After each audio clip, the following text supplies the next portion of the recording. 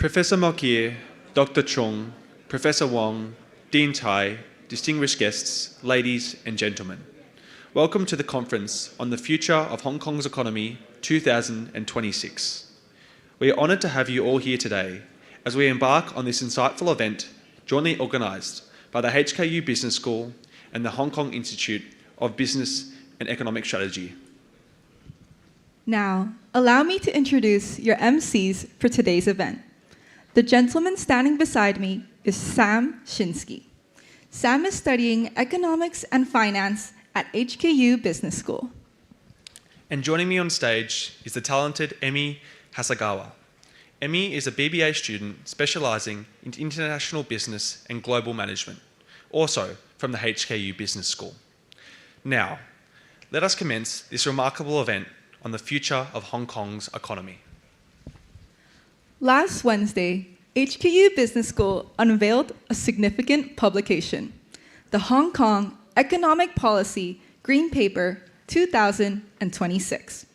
You may access the online version via the QR code on the screen. This green paper serves as a valuable resource presenting extensive research findings and insights into the future of our city's economy.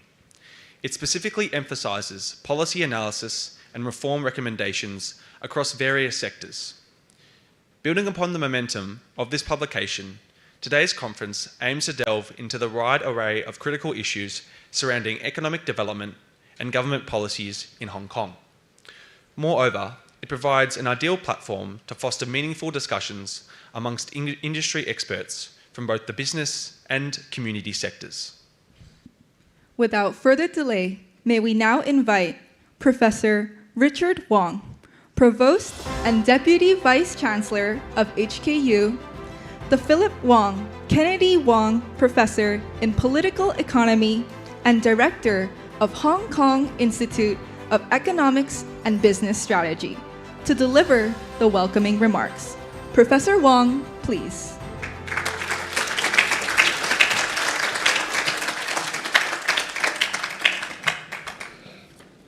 Good morning, distinguished guests, ladies and gentlemen, and my colleagues. It is an honor to welcome all of you to the Future of Hong Kong Economy Conference 2026. Today marks a significant gathering for the fifth time. We are bringing together scholars, industry leaders, and policymakers to contemplate the future of our city's economy and the broader regional landscape. This conference is a crucial extension of our 2026 Hong Kong Economic Policy Green Paper, which we released last week. The Green Paper is not merely an academic exercise. It embodies our commitment to producing impactful, solutions-oriented research that address the pressing economic and social issues facing Hong Kong and guides meaningful policy making. Our dedicated colleagues have spent months analyzing these challenges, focusing on areas with an empowering trade finance through digital technology, green finance, the development of an IP ecosystem, and the impact on AI on the labor market and cybersecurity.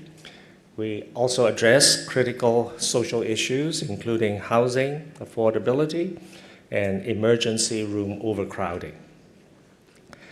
As we reflect on the ideas presented in the Green Paper, we wish to emphasize the importance of this conference as a platform for collaboration.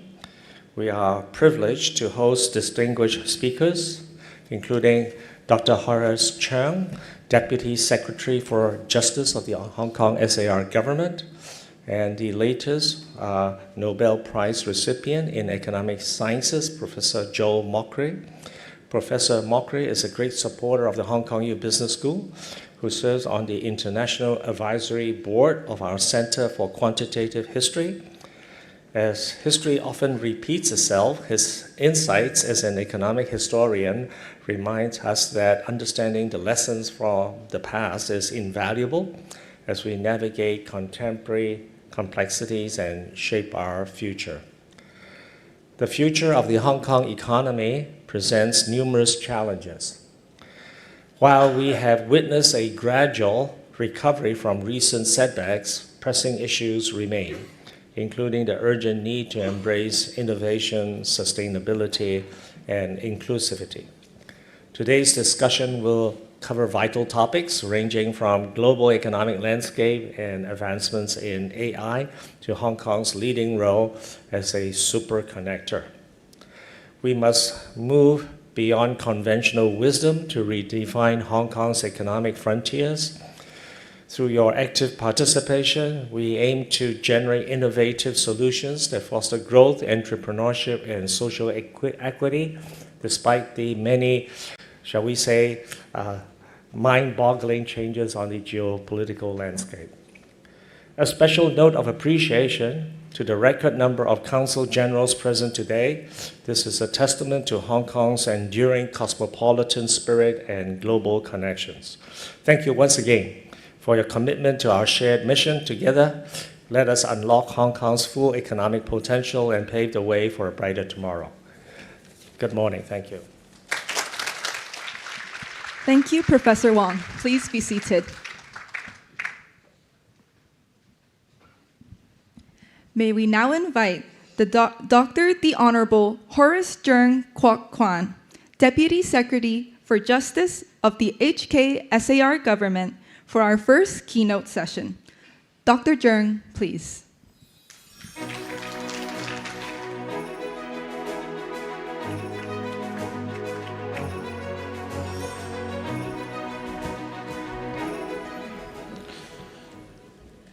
Professor Wong, Professor Tsai, Professor Mokyr, distinguished guests, ladies and gentlemen, good morning. I'm most pleased to address such a distinguished audience today at the conference on the future of Hong Kong economy 2026. The year 2026 unfolds against a global backdrop of complexity and uncertainty. Issues like geopolitical tensions, supply chain shift, and tariff disputes are reshaping the flow of capital and the operation of businesses. Yet history shows that Hong Kong's prosperity has always been fueled by embracing changes and by turning challenges into opportunities. This leads me to the theme today, how Hong Kong can continue to serve as a trusted platform for business growth in the region and beyond. And please allow me to structure my remarks around 3 C's: certainty, capability, and connectivity. The first and most fundamental C is certainty.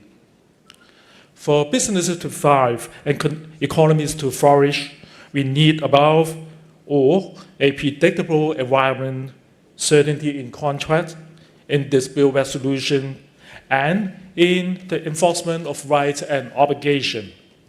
In short, certainty is underpinned by the rule of law. Hong Kong's success as an international financial trade and legal services center is inseparable from its solid rule of law foundation.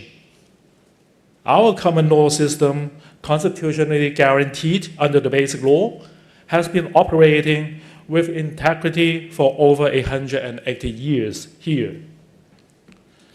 Judicial independence, equality before the law, and respect for contractual freedom are core values that we all treasure.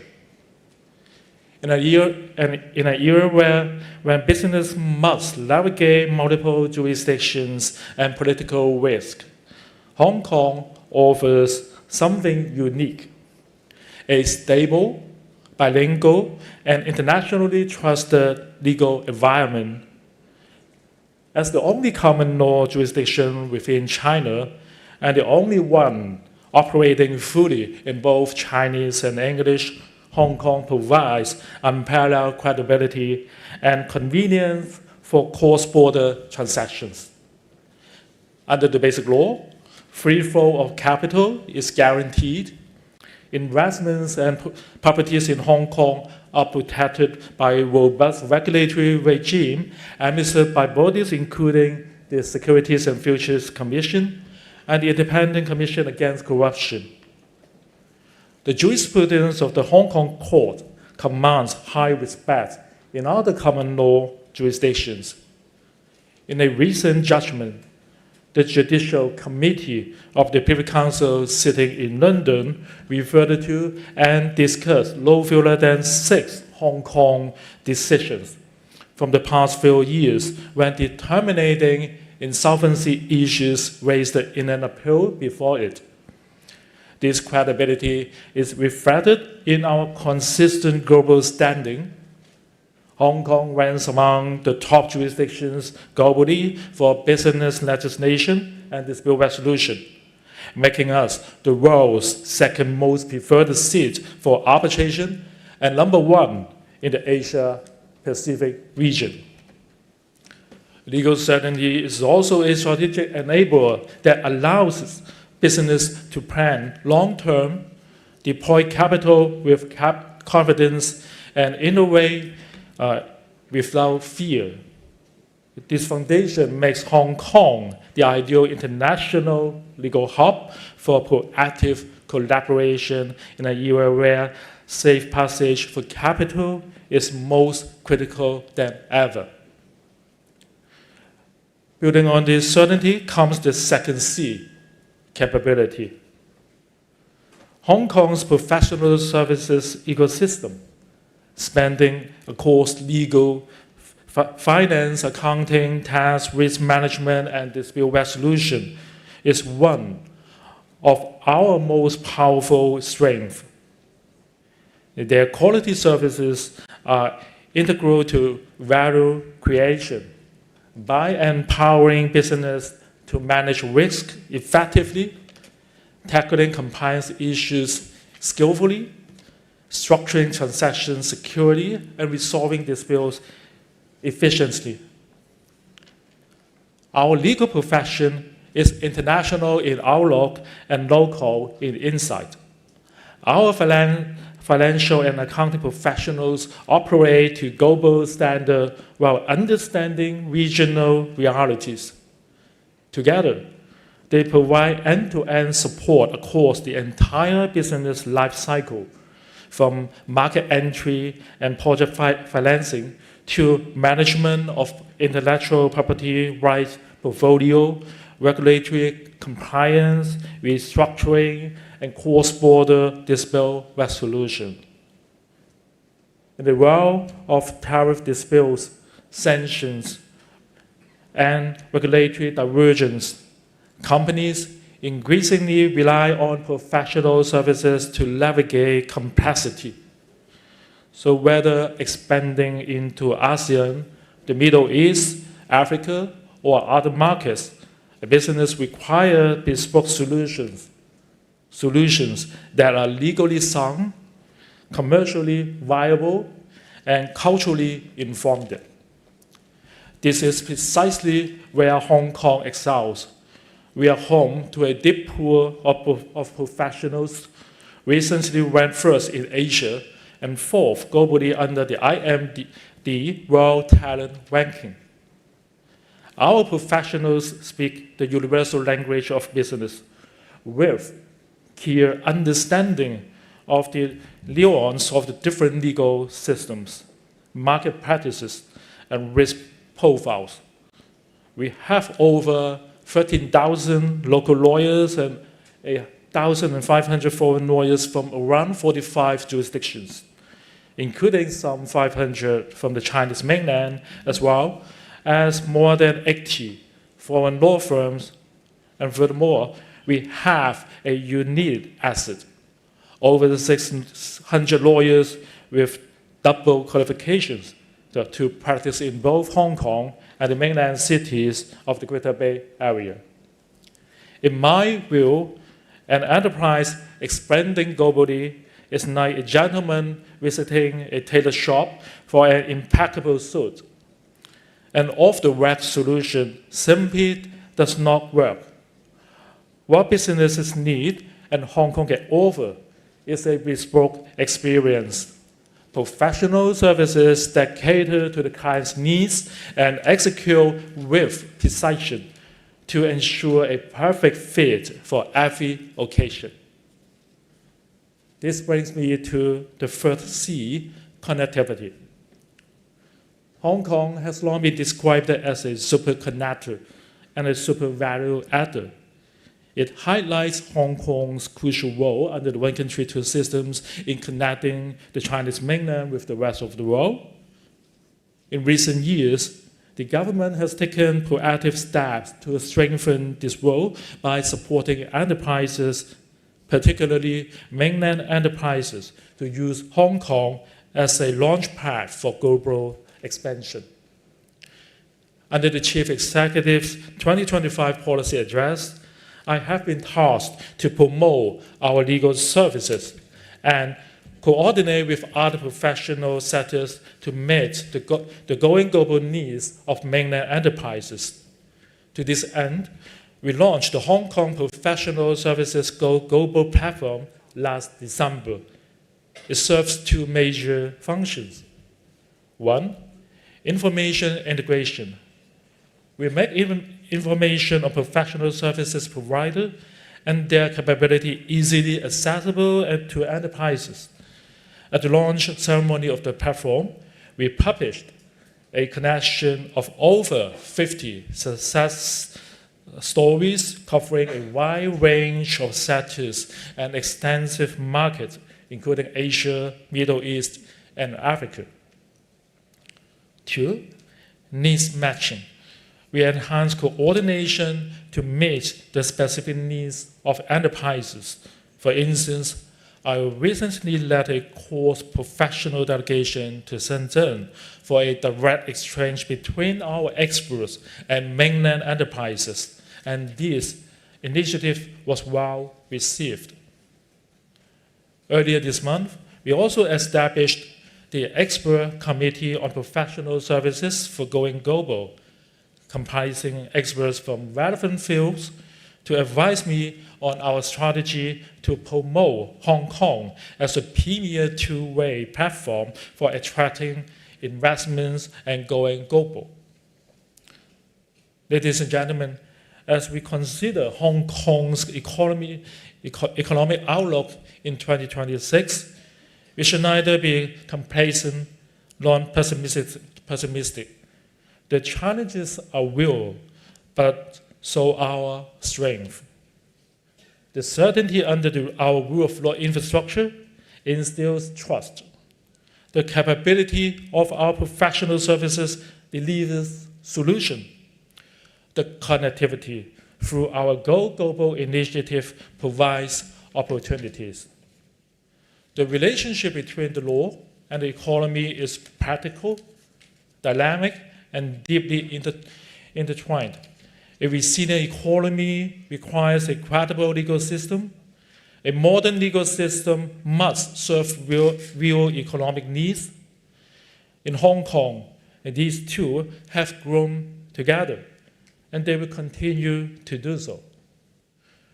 With continued collaboration among the government, businesses, and the professional community, I'm sure that Hong Kong will not only navigate the present uncertainties, but emerge stronger, more relevant, and more connected to the world. On that note, I wish you all a fruitful conference today and continued success in your endeavors. So thank you very much. Thank you, Dr. Cheung. Please be seated.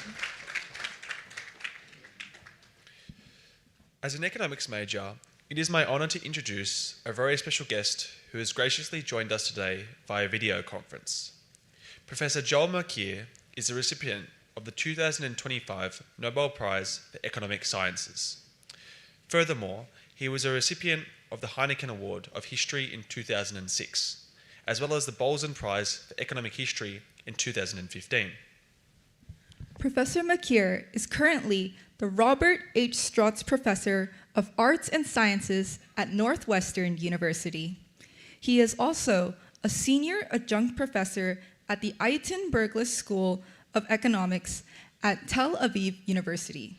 Please welcome Professor Joel Mokyr.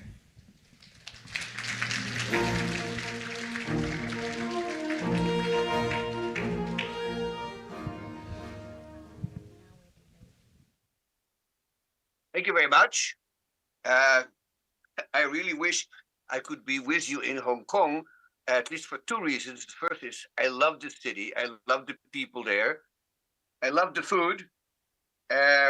So I wish I could be there. And there's another reason, of course, and that is it's about minus 12 centigrades in Chicago right now. And so I would like to be almost anywhere where it's a little bit warmer. But here we are. And I'm going to talk a little bit about the past and future of innovation, not just in, of course, in a Hong Kong or Chinese context, but in a more global context. And I'll say a little bit about what's happening today and what we can expect for the future. So let's go. I need to find a way of moving the slides.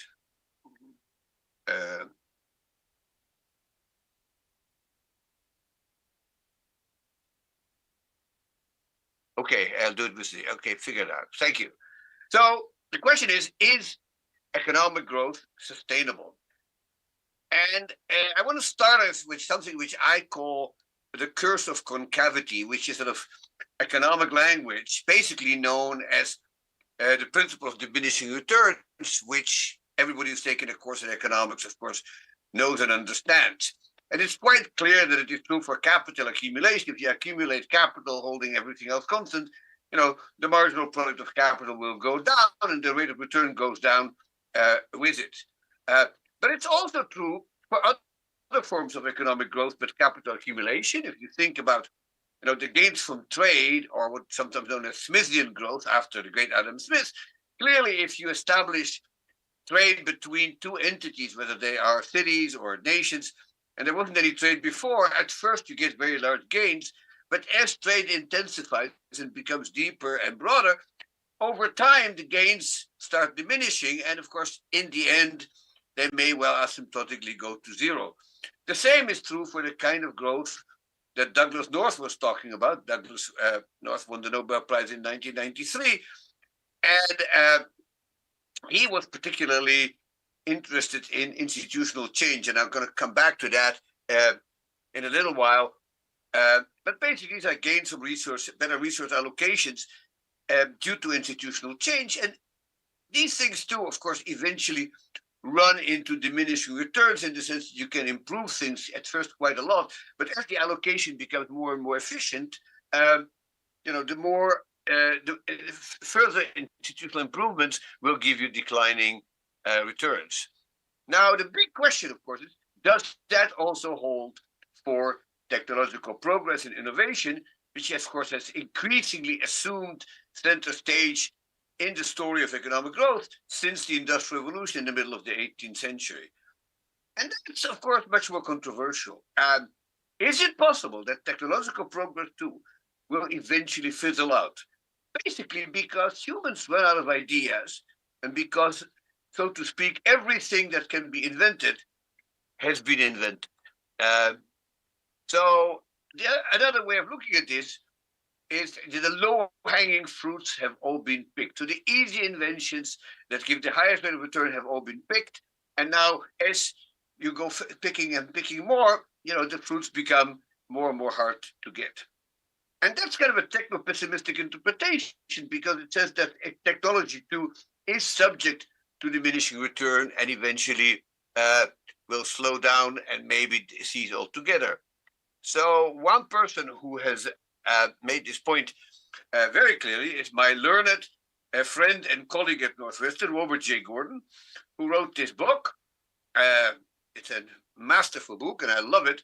But in the last chapter, he basically makes the point that all the important things that could be invented have been invented, and we no longer should look forward at similar radical inventions, okay? And so, moreover, these inventions will run into sort of what he called headwinds, and these headwinds have to do with fiscal and demographic problems. declining birth rates, government deficits, and things like that. And so eventually growth will essentially come to an end. That's basically what he's saying. And I must say, in all due respect, that a fair amount of research points in this direction. So here's a paper that made quite a bit of a splash by 4 excellent economists, at least 3 of whom I know quite well. And essentially, the title of the paper, the answer to the title, the question in the title of the paper is, yes, ideas are getting harder to find. I'm not going to get into the details of the paper because it's published and anybody can look it up. But basically, that is the idea. Here's another piece of evidence. This is known as E-Room's law. Now, if you go look and Google E-Rooms, you may not find Mr. E-Room because he doesn't exist. E-Room is just Moore's law spelled backward. That's the kind of inside joke. And Moore's law, of course, as you all know, is the law that says that the capability of microprocessor doubles every 18 months. And this is the sort of law, the same law in reverse, because what this actually says is, this is the number of drugs per $1 billion spent on R&D. And as you can see, for each $1 billion in R&D, the number of drugs is actually declining. In other words, drugs are harder and harder to develop, and that seems to be, pretty severe. And so I'm going to try to criticize this view, but I can, don't have a crystal ball about the future any more than anybody else. I can't be sure that this is wrong, but I'm going to give you some arguments to perhaps persuade you that it's likely to be wrong, okay? So the one thing, if I may just stick with the low-hanging fruit for a minute, okay? The counter-argument, of course, is that if there is this tree of invention, maybe the lower-hanging fruits have been picked, but science and the scientific base of technology creates taller and taller ladders. So what were once high-hanging fruits that were difficult to reach, now may be within easy reach. And moreover, the best tree, the fruits in the tree of knowledge, may be higher up near the top where they're getting more sunshine, and maybe this tree is still growing anyway. So I think we've probably beaten that metaphor into the ground, but you see where I'm coming from. And so my bottom line on the future of technological progress and innovation is very short and can be summarized by this American colloquialism, and that is, you ain't seen nothing yet, and the best is yet to come. That will be my argument. So I think it's completely wrong. But let me try to convince you why I think so, okay? And of course, as a historian, I want to go back and in time and sort of try to understand what has made us technologically creative in the past. And if the patterns of the past hold up, of course, which is a big if, we can see that those conditions hold with much larger force today. So let me see if I can convince you. So the basic idea is very simple, and I'm not going to get into the sort of technical details, but essentially you could look at all the ideas that exist in the world today and that have to do with useful knowledge, meaning science and technology and production and so forth. And essentially you can partition that set into 2 subsets.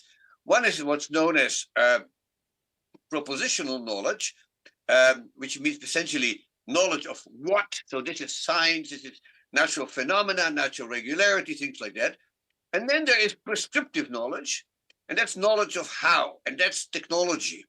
And so the way to think about prescriptive knowledge is essentially to look at a sort of recipe. So a recipe doesn't describe the world, it gives you sort of instructions of, how to bake a cake or how to build a nuclear reactor. I mean, the latter would be much more complicated, but the basic idea is the same.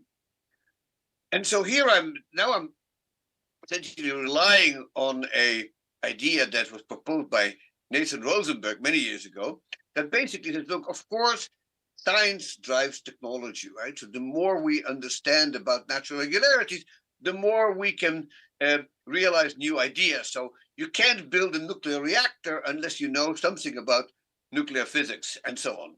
But, Rosenberg pointed out, technology also feeds back into science.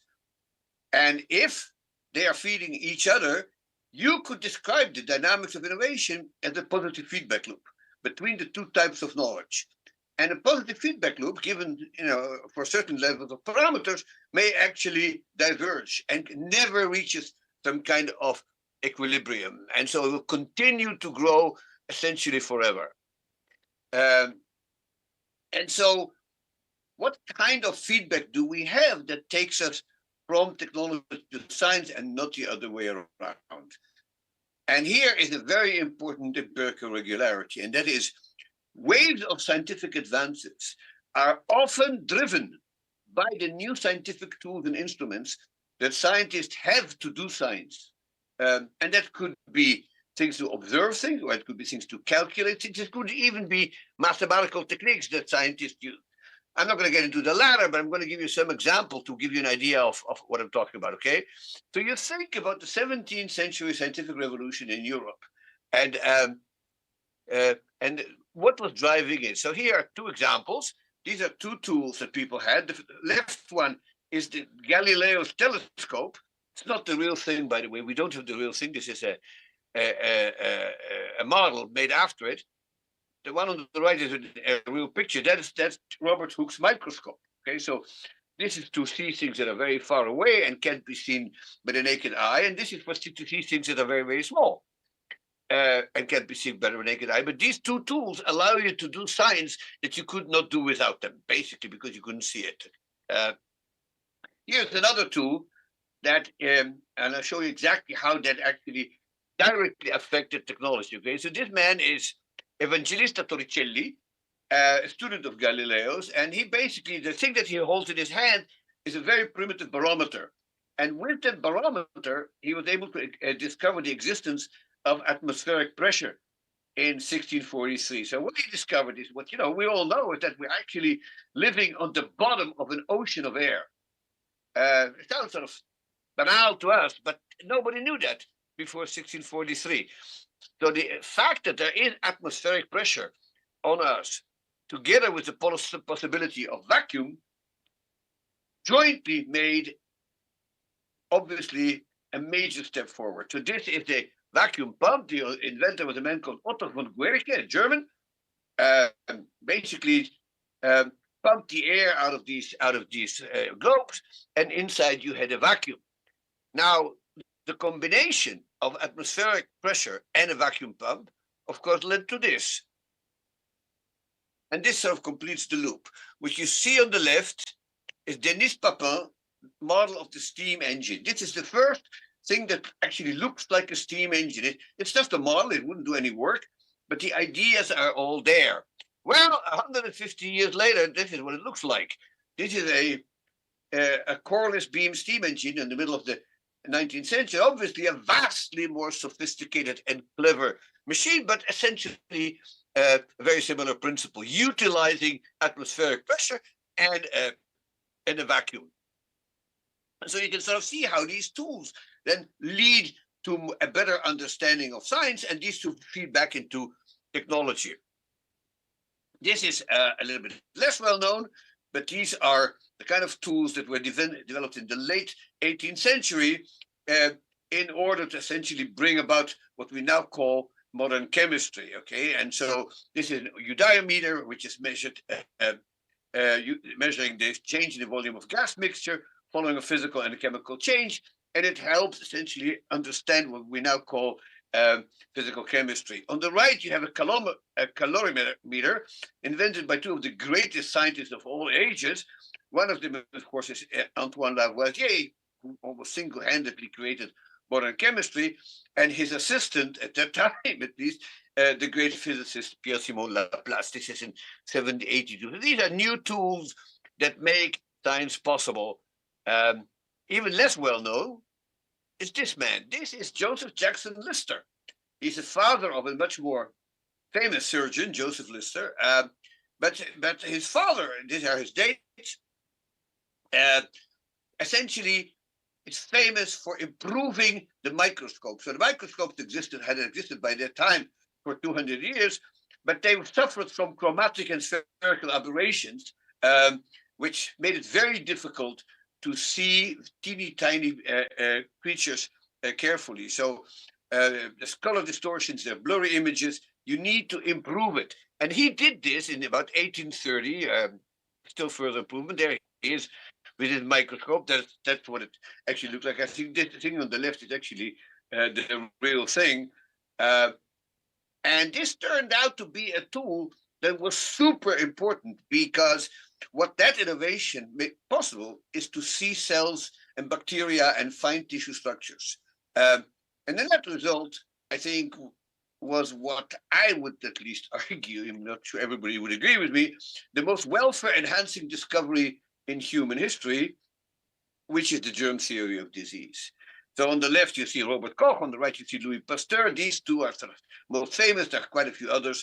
And this is an experiment that they carried out. I don't have time to get into it. But essentially, without the microscope, this would not have happened, okay? And so this kind of feedback loop between technology and science holds a fortiori for the 20th century. So here is maybe a very important and famous example, and that is one of the inventions that led to more than 20 Nobel Prizes, which is X-ray crystallography. So X-ray, this is one of the inventors is Max von Laue, a German who won the 1914 Nobel Prize. And then this was further developed by a father and son team. And this is, of course, William Henry Bragg, an English physicist who won with the spectrometer based on X-ray crystallography, is the only Nobel Prize winner that won it simultaneously with his son, who helped him in the lab. So I don't think there's any other case of that. But now, X-ray crystallography and the machines that it generated were incredibly important in 20th century science. The most famous, of course, of all the inventions that it brought to is this. This is the photograph that made history, ladies and gentlemen. This is Rosalind Franklin's 1953 use of crystal spectroscopy to help discover the structure of DNA. And, you know, the rest, as they say, is history. Sad to say, the discovery did win a Nobel Prize, of course, in 1962, but Rosalind Franklin had died in 1958, so she didn't share the glory, but everybody knows that she actually was the central person in that by utilizing this tool to make this progress. So what about today? Well, the new technological tools for scientific research, and I can't even start to list them all. Wouldn't be here until tomorrow. But there are vastly better telescopes and microscopes, to go back to the early things, including, of course, some microscopes that are so good that they actually won a Nobel Prize, like the Betzig and Hell microscopes that won a Nobel Prize in 2014. We have high-powered, super-fast computers that allow us to do hundreds and thousands of things that we couldn't do before. We have lasers, which are an unbelievably useful tool in science. And of course, more recently, we have CRISPR-Cas, which is genome editing, which is a tool to edit genes. And of course, huge toolkits in material science, and on and on and on. And so the question now is artificial intelligence going to be the ultimate general purpose technology in the service of science? Okay, so I asked that question, and whatever else AI will do to our world, it is clearly a fantastic research assistant. It never gets tired. It doesn't take vacations. It doesn't have to go to their grandmother's funeral. And look what it can do. So here is a statement about AI as a research assistant, okay? AI is the best research assistant ever devised because it can instantly analyze vast amounts of information, blah, blah, blah, blah, blah, blah, blah, okay? This was written by ChatGPT in less than 20 seconds when I asked it. And that's, I mean, there's nothing in here I didn't know, but it formulates it crisply and it gets it basically gets it right. That is what AI can do. And so AI, of course, did lead some Nobel Prizes as well in 2024 to John Hopfield and Geoffrey Hinton, and there's probably more coming down the line as far as I can tell. So here is a woefully incomplete list of the impact of AI on scientific research. In medicine, of course, its role is already huge, particularly, I think, in development, where drug development is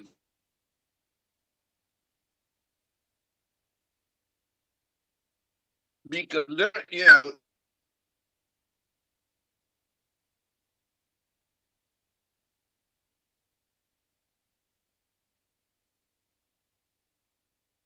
lucky to fail, and that saves a huge amount of time. In material science, we have GNOME, which is graphic.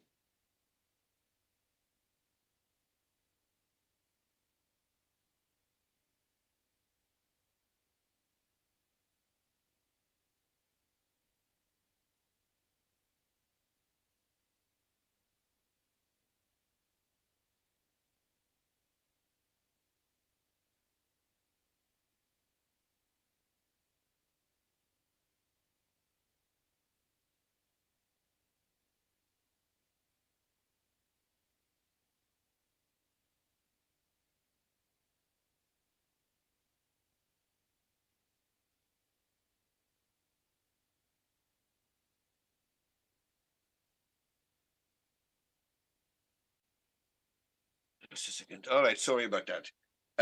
Come back to this. So this is something called Google DeepMind, which is a tool for material science, and they have identified 2.2 million new crystal structures, of which about 380,000 are stable and they're therefore, at least in principle, workable. And there's an energy in which they have lots of improvements as well in batteries, catalysts, photovoltaics, and so on and so forth. And of course, in economics too, huge opportunities for big data analysis, natural language processing, on and on and on. Okay, so how does AI support science? Well, here are articles that are using AI, and you can sort of see more or less what you would expect, which is AI starts to be fairly early in physical science, a little bit later in the social sciences and in life sciences, and in health sciences probably the latest, but there too, in the last few years, it's clearly becoming increasingly important.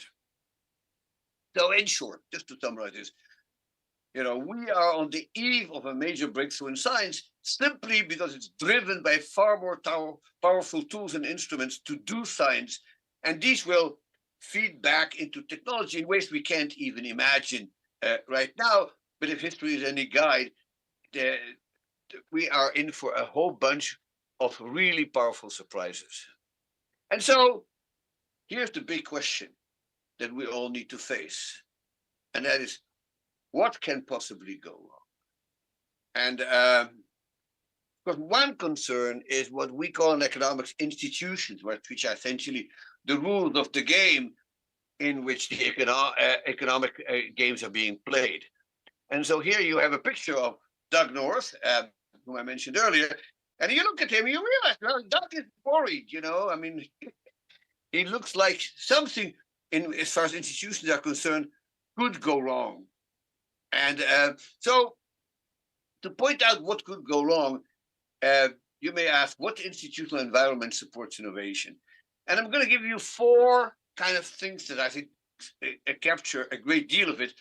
This list can be made longer, and anybody in this room can probably add another item. But let me summarize the 4 that I think are most important. The first is incentives. Okay, we need to incentivize not necessarily everybody, but we need to incentivize what I call the upper tail of the human capital distribution. That is, those potential inventors and innovators that can come up with the most interesting, radical, and useful ideas. And we need not only a system that incentivizes them, but a system that doesn't threaten them for challenging the conventional wisdom or for being, eccentric or contrarian. I mean, people who come up with radical inventions often are troublemakers and rebels. And in the past, I think many institutions didn't look kindly on them. I think we should have institutions that let these people do whatever they want, because maybe 99 out of 100 will be crackpots that will invent nothing. One will come up with a really major breakthrough, but we don't know which one. So we have to give everybody an opportunity. The second thing is we need a competitive open and free market for ideas, in which both the supply side and the demand side are decentralized, and where no single entity has too much market power. So you don't want anything like, for instance, the Communist Party in the Soviet Union or the Catholic Church in medieval Europe, where there's a single entity that has a lot of market power in the market for ideas. You want this to be decentralized. Very important, freedom of movement. So what we want is a world in which creative intellectual and scientists and original thinkers of any kind should be able to move about and locate wherever they choose and where they can be most productive, so that they can interact with others, so that they can form clusters, the kind of things that we all understand these people need. And finally, we need a government. And my way of thinking is we need a government that's what we call Goldilocks, okay? Not too controlling and not too absent, but one that is a strong motive to support and encourage innovation, because in part because it's competing with other nations, and so they must keep up or else they'll fall behind, which nobody wants. Now, you look at those four conditions. I have argued in my book, The Culture of Growth, that these conditions were met to an ever-increasing extent in early modern Europe, before the Industrial Revolution. So this is sort of the 300 years before the Industrial Revolution. And that these conditions created the main force behind ever faster intellectual and technological progress. And that gave us a whole bunch of people who created the modern world, some of them intellectuals like Spinoza and Hume, James Watt, Adam Smith, but also Antoine Lavoisier, whom I already mentioned, Leonhard Euler, the mathematician, Alessandro Volta, but even people like Ludwig van Beethoven. You know, they were innovators in a variety of fields, but they were subject to those four conditions that I said. So what about, do these conditions hold today? And, you know, at first blush, I would say they do. Once ask yourself, what kind of incentives are there for innovators in science, in propositional knowledge that are still there? And, you know, and the incentives are quite strong and quite powerful. The first, of course, is that financial security. Most people who are into science probably don't want to be billionaires, or so maybe a few want, but what they want is some kind of financial security.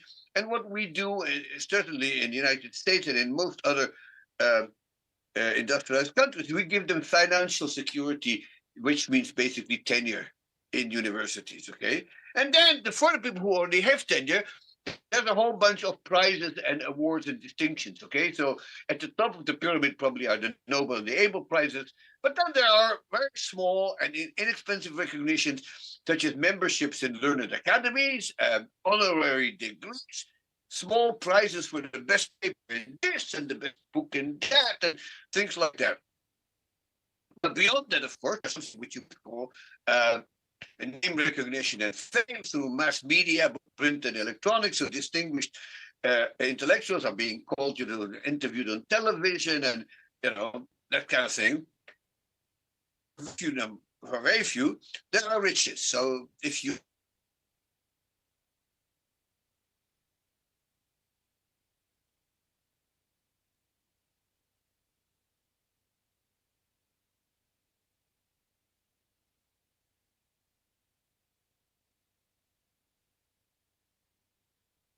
Nobels appear were first set up in 1901, the Fields Medal in Mathematics, which is like a Nobel Prize in 1936, the Balzan Prize in 1961, and so on and so forth. So most of these things are in the 20th century. In other words, the incentives that we have today are stronger and more broad than ever before. Now, let me talk a little about intellectual property rights. How would we assess China's position today? And I'm kind of tickled by this because in recent decades, China has increasingly realized the importance of intellectual property rights, which is, of course, a way of incentivizing prescriptive knowledge. So here you have a curve, you know, and this is, you see that for the last 40 years, most countries there has, in the United States there has been an increase in patents, but in most other countries it's been a fairly slow growth, and in Japan it's actually going down since 2000. And then look at China, okay? And so clearly China has created a very strong system of incentives and government support for innovation. It also does exceedingly well in basically creating upper tail human capital. And so here's an article that just came out a few days ago in the New York Times. I don't know how many of you have seen it, but the article basically says, look, if you look back at the early 2000s and you looked at the global university ranking based on scientific output alone, such as published articles, it would be, today would be very different. In 2000, 7 American schools would be among the top 10, led by Harvard University at number 1. And only 1 Chinese school in Cheung University in Hangzhou would even make top 55. Hey, by the latest rankings, which is one ranking out of many, Zhejiang is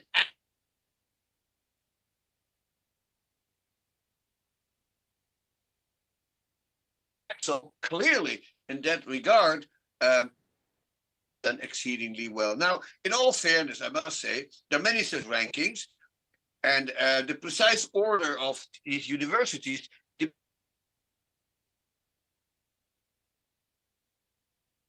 articles, but here's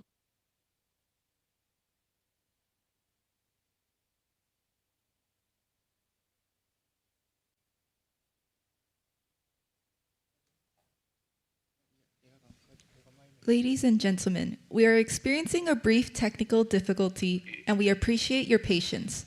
We'll get back on track shortly. Yeah, thank you. I think we're back on track. I don't know. In any case, this is by research impact, and China does a little bit less well.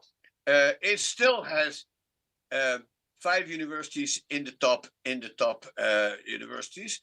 Tsinghua and Zhejiang do a little bit worse than in the other ranking. So, but even so, I would argue, compared to where they were 25, 30 years ago, this is a huge achievement.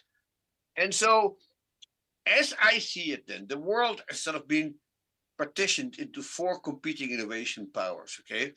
There's the US, which is sort of a single unit still by itself.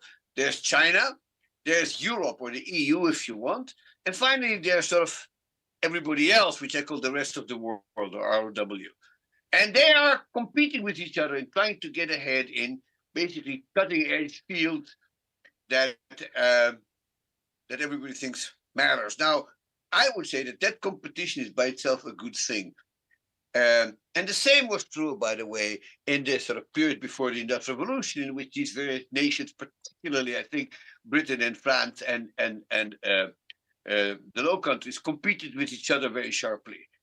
And but I think that competition today is a really good thing, because it means that even populist governments that essentially obstruct and sabotage advanced research in some kind of ill-considered attempt to weaken elites will be constrained in how far they can go before they cause irreparable harm to economic performance of their time and of the future.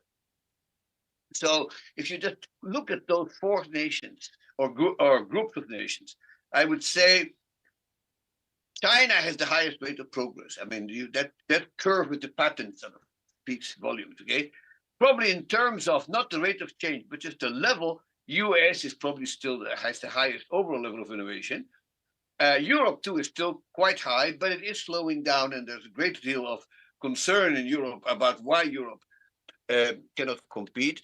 And finally, the rest of the world is a very mixed bag. Some countries are trying to sort of make it into this game, and others are struggling to stay in it, like Japan, for instance. And in some areas, so Africa and the Middle East, with the exception of Israel, don't show much evidence of technological leadership, at least not yet. The other thing that's interesting is clusters. So Horace was talking about this, I think, implicitly, and technological change is often the fastest when it takes place in these regional clusters, such as Silicon Valley, which is the best known example. And what happens there is there are what we call economies of agglomeration. So you put a whole bunch of very smart people together in places where they can go meet each other in bars and during baseball games and so on. They end up talking and created something jointly that is quite astonishing. And what that actually means is that in some small countries, which function such clusters do extremely well. Singapore would be one case in point, Israel another, Switzerland, Estonia, and I would think probably other sort of centers of innovation, of which Hong Kong clearly is one. So here you have this is the latest data that's coming out of this outfit that collects patents and looks at technological change. And as you can see, the cluster that's actually leading is the Shenzhen, Hong Kong, Guangzhou cluster, which comes ahead of Tokyo, Yokohama, interestingly enough, which is still going strong, obviously. And Silicon Valley is the third one. And here too, as you can see, other Chinese clusters are in the top 10. So clearly, the world is changing in this regard, and the ranking of these four groups, I think, is changing over time. And so here is the $64,000 question. And that's a question that I think we all have to face. Even so, I'm not going to get very specific about this. But how much does politics matter? Can sustained innovation and productivity growth be achieved in countries which are ruled by powerful one-party regimes, even authoritarian regimes, or is it, as many Americans believe, can it only be attained in liberal and democratic open societies? And so here is a fact that I think is indisputable, and that is through most of human history, when technological progress occurs, it did not occur in democratic, liberal political ecosystems. That was even true for the British Industrial Revolution. If you look at Britain in the Industrial Revolution, whatever else it was not a democracy, okay? The number of people voting was less than 10% of the population. So that's hardly a democracy. And of course, many other things that we associate with democracies weren't there. And in fact, in some cases, you could argue that in some cases, authoritarian regimes may have an advantage, particularly in taking decisive actions when urgently needed. And I should add that, in fact, many democratic regimes, when they are in an emergency situation, behave like authoritarian regimes. You think, for instance, about Project Manhattan during World War II or Project Warp Speed during the COVID epidemic. And so to make progress, I think it's important to realize that not all authoritarian regimes are created equal. And in some cases, I think it's fair to say authoritarian regimes were detrimental to innovation and successful technological progress. In others, they were not. So in China, for instance, I think there's a wide agreement that there was much progress during the Song dynasty between 960 and 1279, much less so during the Ming dynasty, almost nothing, I think, during most of the Qing. And yet none of these regimes were democratic. So clearly, it's sort of orthogonal to democracy. In the Soviet Union, so there were some technological achievements, but they tended to be concentrated in a few fields. But I think in the end, they were disappointing, and I think their failures contributed to the collapse of the regime in 1989. And there are other cases in which very autocratic regimes basically ruined their own country. In France, for instance, under Louis XIV, religious fanaticism, coupled with a very powerful king, led to the expulsion of the Huguenots, I should say the French Protestants, in 1685. And many of the most talented members of the upper tier of the human capital distribution left France to go to other places, including Denis Papin, who I think we thought was as we saw, was the inventor of the steam engine. Another example is Nazi Germany, where racism and fascism led to the departure of many of their best scientists, particularly their best chemists, medical researchers, and most physicists. And so it can be actually shown that Germany actually never recovered from that. Quite a striking thing. Now, if authoritarian regimes can leave decisions on STEM research to the free market of ideas and don't intervene in the style of the Soviet Union, and I'm not going to get into this Lyshenkoism because we're running out of time, but it's essentially a direct way in which Stalin interfered in the day-to-day practice of science, or as we see in the United States today, which is a war against DEI in universities. In my view, there's no question that such regimes can bring about major technological and scientific advances, at least in the medium run. Now, what they will need to do is to combine political conformism with scientific and technological non-conformism, because technological progress will, and scientific progress will demand some level of non-conformism. Can that actually be done? And the answer is time will tell. We just haven't enough observation. But the challenge that they face is to combine what a regime that some may call illiberal with the natural inclination of upper tail human capital people with toward liberalism. And so and this is a very hard question with which I've been struggling for many years, ladies and gentlemen. And that is a society that where the economy relies on free markets and some form of capitalist enterprise, is that consistent necessarily with individual freedom and human rights? Or can such freedom and human rights be limited by the government and still maintain free markets in the long run? And again, time will tell. It still remains to be seen if that combination is a long-term equilibrium. So here are two people who felt it was not. One was Friedrich Hayek, who really felt that when a government starts to intervene in the economy, in the end, that leads to oppression, or as he put it, the road to serfdom. And on the right is Milton Friedman, who agreed with him on most things and essentially maintained that it was the other way around, that if you were committed to capitalism, freedom would follow necessarily. I don't know if they're right or not, but we will all probably sooner or later find out how.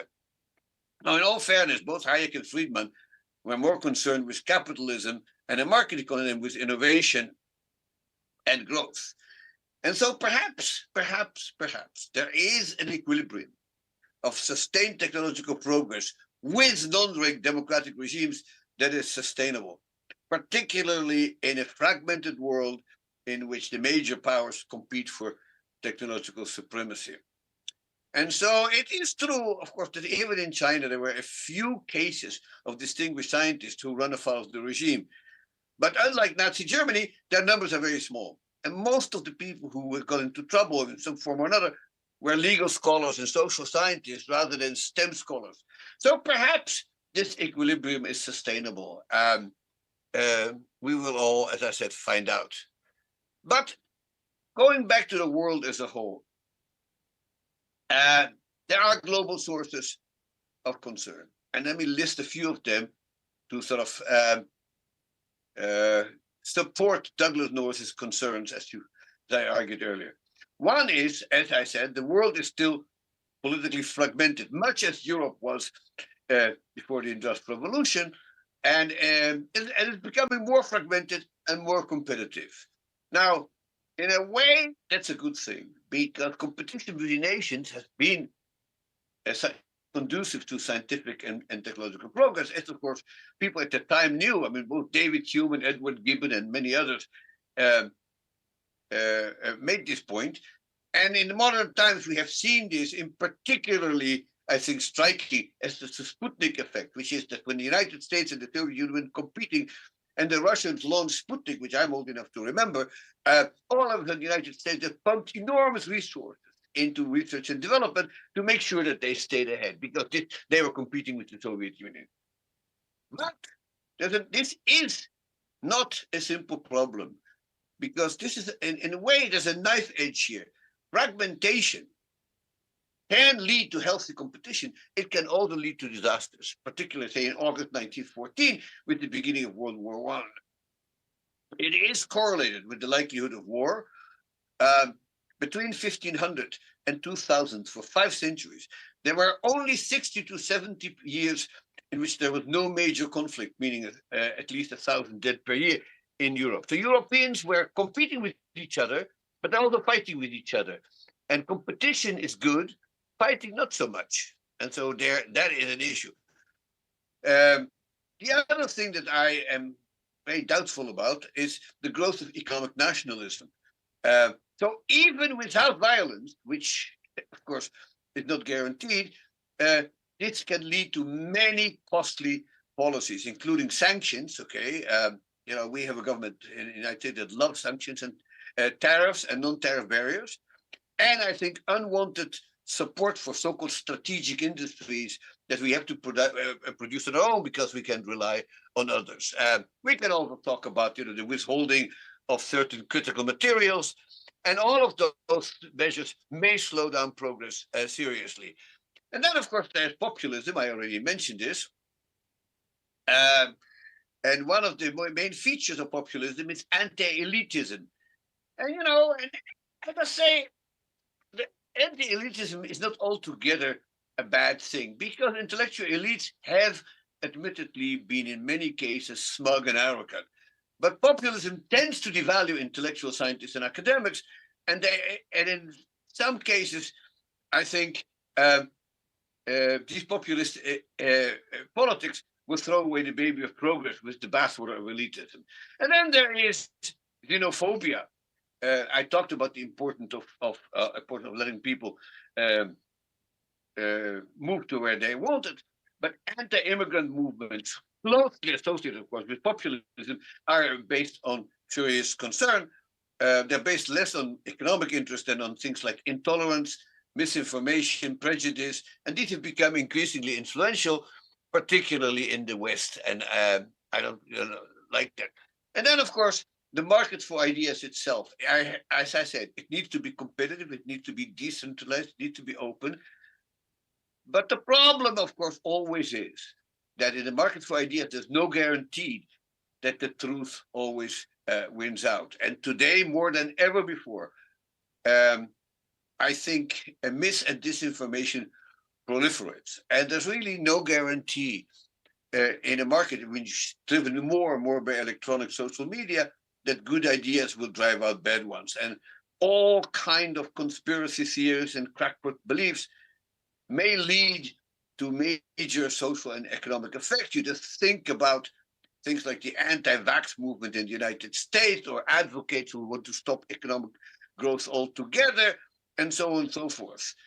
And what makes it worse is that that this sort of bimodal and polarized distribution of beliefs tend to be stable because of what's known as confirmation bias. So once you have a set of beliefs, and no matter what you believe, you will only read things that confirm your belief. And if you read something by mistake that contradicts it, you dismiss it. You say, "Oh no, the evidence is wrong. I don't believe this because I want to things that confirm my belief." That's known in psychology as confirmation bias, and it does lead to major failures in the market for ideas.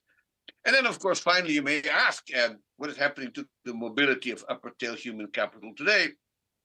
And certainly in the United States, and I'm going to cut some of the evidence in this slide, but in the United States, I think there now is a major movement in which the mobility of successful scientists and top quality personnel is being limited by a government that is increasingly suspicious of immigration.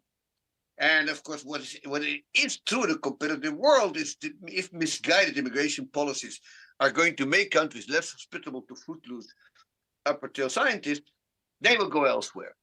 And so the United States and other countries that follow similar policies will lose out because the best people will always find a home. And one of the things that we have seen in recent years is that a lot of incredibly high quality Chinese scientists feel no longer at home in the United States and they're going back to China. Now, is that a good thing? Obviously for China it is, but it strikes me that if you let these people settle where they want rather than chasing them away by bad policies, you're probably hurting everybody. And so let me just sum up because I've been going on too long. But, from a point of view of pure technology, pure advances in useful knowledge, okay, I'm very optimistic. But because of institutions, I think I'm worried. And there's no place for unbridled optimism about the future of Western industrialized country. There's a famous quote by Sigmund Freud, who says in the sort of closing pages of his book, The Future of an Illusion, he says, while mankind has made continual advances in its control over nature and may be expected to make still greater ones, it is not possible to establish with certainty that a similar advance has been made in the management of human affairs. This is a huge understatement, of course. But he figures out that, yes, we're getting better in technology, but institutions have not kept pace. And that creates, of course, a huge concern. And, the IMF is worried about this and everybody understands the threat. And if you want to see how bad the threat is, you should get on a plane to Switzerland and see what's happening in Davos today, and you get a better idea of it. And so the real headwind is not really, as Gordon thought, the national debt or the aging of the population or the declining rate of return on capital. The real concern that I have was well summarized by a German poet, and that is, against stupidity, the gods themselves contend in vain. Thank you.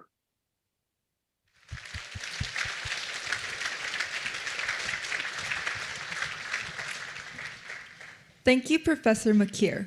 Please stay with us online while our staff prepare the stage for the panel discussion.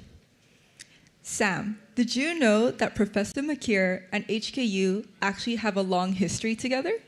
Oh, really? Tell me more about it. Sure, Sam. Professor Mokyr has actually served on the advisory board of the Center of Quantitative History since its establishment in 2023. But his long-standing connection with the QH community began back in 2015 when he lectured at the 3rd Annual Quantitative History Summer School and International Symposium.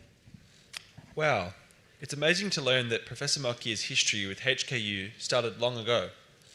Let's not wait any longer and move on to the first panel session of today's conference.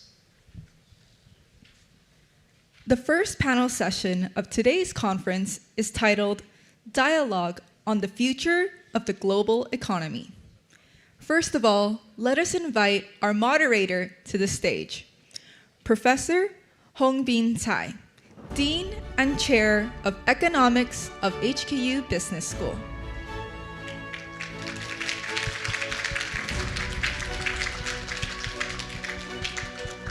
We also invite the following panelists to the stage. They are Professor Richard Wong, Provost and Deputy Vice-Chancellor of HKU and Director of Hong Kong Institute of Economics and Business Strategy. And also Professor Zhiwu Chen, Chair Professor of Finance, Director of Center for Quantitative History.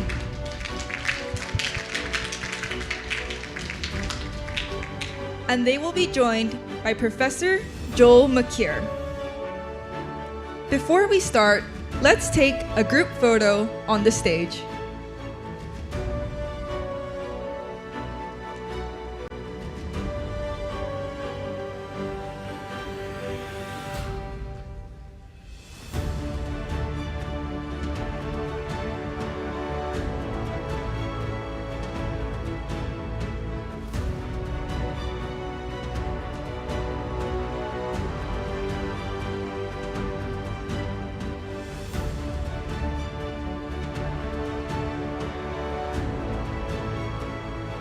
Thank you.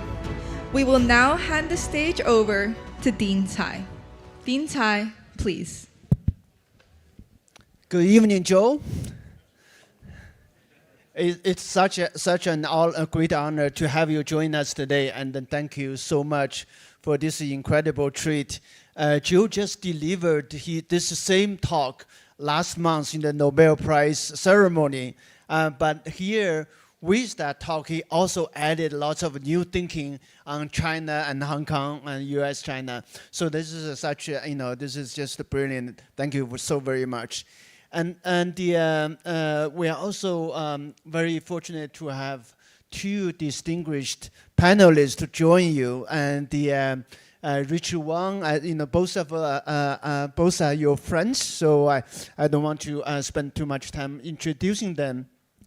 But as you said in the lecture, what's important for technology innovation for the progress will be idea exchange. So we really want to use this time to really engage in idea exchange so that it can help us to understand further many of these important questions. So without further ado, I want to turn to Richard first to ask your response to Joe's lecture. Richard, please.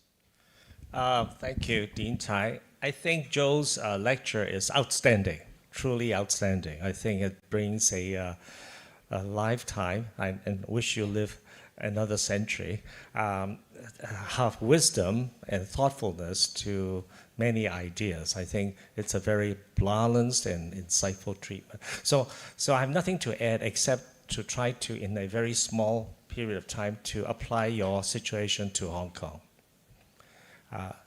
Hong Kong has free market in ideas. It also has a free market very much in the sense of Hayek and Friedman. I'm not saying it's perfect, but there's a great deal of it. It is under one country, two systems. So maybe we have a very really good chance of getting institutions into that Goldilocks position, right? Government is present, but not too much. It is absent enough for Hong Kong's university not to suffer from DEI persecution. So this is not guaranteed. I'm just saying at the moment it looks good. Whether it will depends on a lot of perhaps idiosyncratic serendipity situations and go. But at least I think by and large, the history of Hong Kong and its unique situation in the world, whether it is in the post-World War II era, when Hong Kong was very tied to the rest of the world, and then in the current era where there is more fragmentation, we remain tied to both sides. So this is kind of a very unusual situation that perhaps at the end of the day, we are not a nation state, and perhaps that is actually a good idea. It's just an economic city, and it's so we might have the fortune, at least for the time being, looking forward to at least 2047. We'll be looking pretty good. And if you have the ability to attract what you would call tail-end human capital, and allow them the freedom and to work with people all over the world, industries all over the world, there might be a better than 50% chance of getting it right. Now, that's actually still pretty good odds in the very long run, right? If not immediately. Thank you, Joe, for a wonderful presentation. Thank you, Richard. Now let me turn to Zhiwu. As we all know, Zhiwu is a financial scholar turned into historians. So he will have, I'm sure, a lot to say and to comment on Joe's lecture. And I know Joe is an advisor to your center. You know Joe for a long time, know his work. So I really want you to get into the essence, say what in the critical elements of the lecture that you find the most interesting or debatable. Yeah, thank you, Hongbin. First of all, thank you very much, Joe, for agreeing to give us this great treat, and also a big thanks for your support and advice to our Center for Quantitative History. There's no one else who could have done a better job to especially convince this audience that history research is fundamentally important. So you have made my colleagues especially realize that it's not just my hobby how to add economic history and quantitative history to our academic offerings, both in teaching and research at Hong Kong U. So I really want to thank you for that. Partly for my own selfish interest. So it's great that you shared with us, within a 50-minute window, so many things, starting with your own, deep research on how the Industrial Revolution took place, what roles free markets for ideas played, and what roles all the different scientific discoveries and also technological adaptations for industrial applications and so on. Even equally importantly, I was so happy to hear you bring up intellectual innovation parallel to scientific and technological innovation. I know for many of my colleagues and friends in the audience, when they hear the word innovations, they only associate that term with scientific and AI innovations, EV, electrical vehicle innovations, having nothing to do with intellectual innovation. I mean, in some sense, given Hong Kong's own, small population and the, relatively small geographic territorial area, and also very, very high living expenses, high labor costs, and so on. Many of my friends, especially many Hong Kong elites, have been trying to push Hong Kong in the direction of pursuing what you have presented in terms of the importance of scientific innovations, forgetting that we cannot really compete with many of our neighboring counties, towns like Shenzhen and so on, because both labor costs and housing costs and living expenses are a lot lower on the other side than on this side. But on the other hand, starting with Hong Kong U and other research institutions in Hong Kong, we can actually do a much better job in terms of intellectual innovations. So both Dean Tsai and our Provost, Professor Richard Wong, they have done a great job making the Faculty of Business and Economics at Hong Kong U a very, very standing out institution in terms of creative, innovative research in economics, business, marketing, and accounting research, and so on. But this really makes me think that if we want to participate in the innovation games, competing with others, not just in China, but other parts of the world, intellectual innovation is really where we can both do well and also help grow the Hong Kong economy more.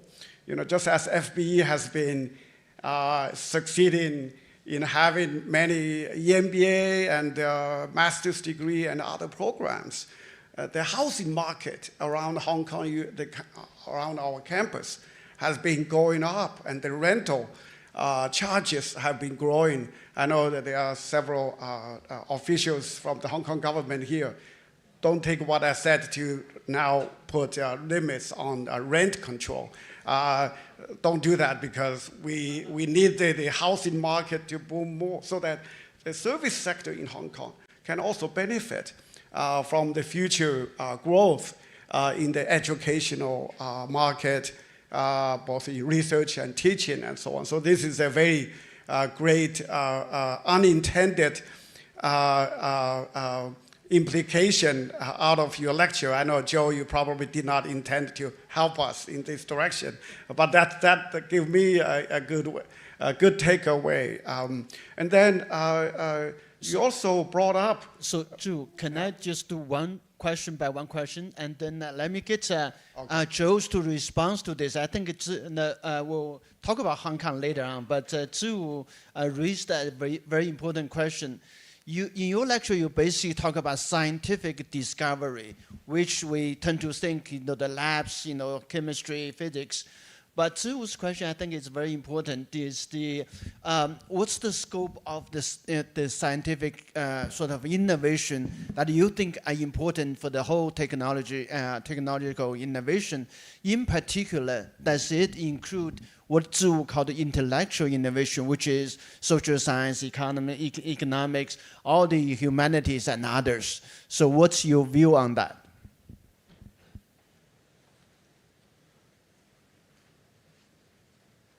You're asking me that. I believe that humans are infinitely creative and infinitely curious. And that's what sets us apart from all other forms of life on this planet.